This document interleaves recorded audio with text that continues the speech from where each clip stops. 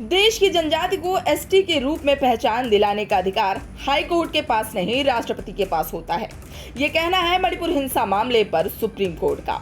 बीते कई दिनों से चल रहे मणिपुर हिंसा के प्रकरण ने पूरे देश में सनसनी फैला रखी है। तो मणिपुर हिंसा का पूरा मामला क्या है, आइए हम आपको बताते हैं। दरअसल मणिपुर में हिंसा के पीछे की दो वजहें बताई जा रही हैं।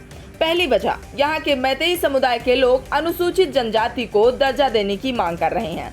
तो वहीं दूसरी वजह सरकार की ओर से सरकारी भूमि सर्वेक्षण भी बताई जा रही है। सुप्रीम कोर्ट में मणिपुर के इस हालात पर कई याचिकाएं दायर की गई हैं। एक याचिका में मैतेई समुदाय को एसटी दर्जे के मुद्दे पर हाई कोर्ट के आदेश को चुनौती दी गई है। इसके अलावा एक आदिवासी संगठन के द्वारा एक जनहित याचिका दायर करके मणिपुर में हुई इस घटना की जांच एसआईटी से कराने की मांग भी की गई है।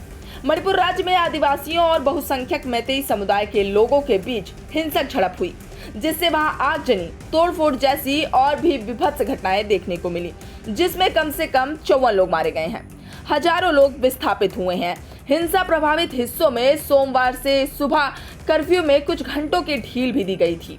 मणिपुर में जारी प्रदर्शन को लेकर सुप्रीम कोर्ट ने चिंता जताई है।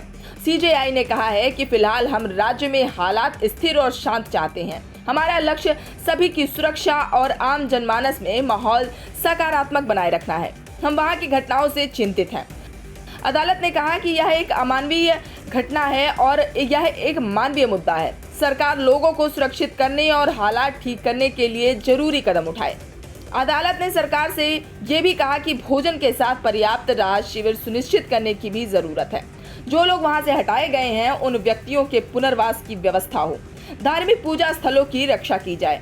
गौरतलब है कि मणिपुर में बीते कई दिनों से हो रही हिंसा में अभी तक 50 से ज्यादा लोगों की जान जा चुकी है। ऐसे में राज्य की बिगड़ती दशा को देखते हुए केंद्र ने अतिरिक्त सुरक्षा बलों को मणिपुर के लिए भेजा है।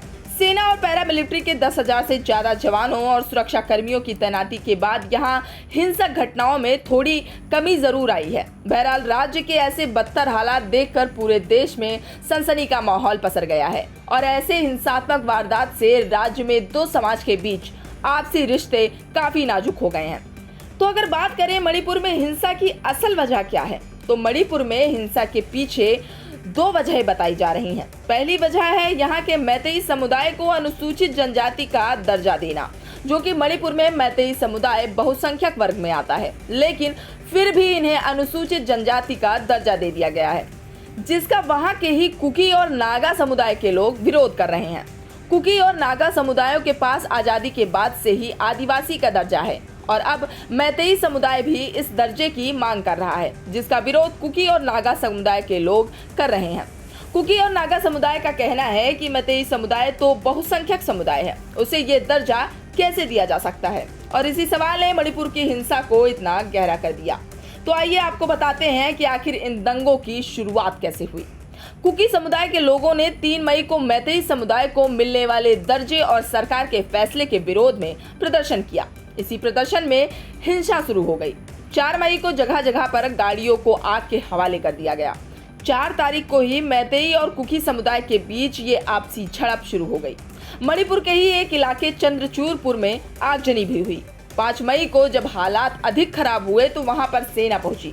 इसके बाद 10,000 से ज्यादा लोगों को दूसरी जगह शिफ्ट किया गया और ये मामला तब और भड़क गया जब 5 मई की ही रात भारतीय राजस्व सेवा के अधिकारी मिथांग की भीड़ ने हत्या कर दी और इनकी हत्या घर से निकाल कर की गई। इस पूरे प्रकरण ने मणिपुर राज्य की अलग ही छवि को पेश किया है। फिलहाल खबरों में बस इतना ही। आपकी क्या राय है इस पूरे मामले पर, हमें कमेंट करके जरूर बताएं और चैनल को सब्सक्राइब करना ना भूलें।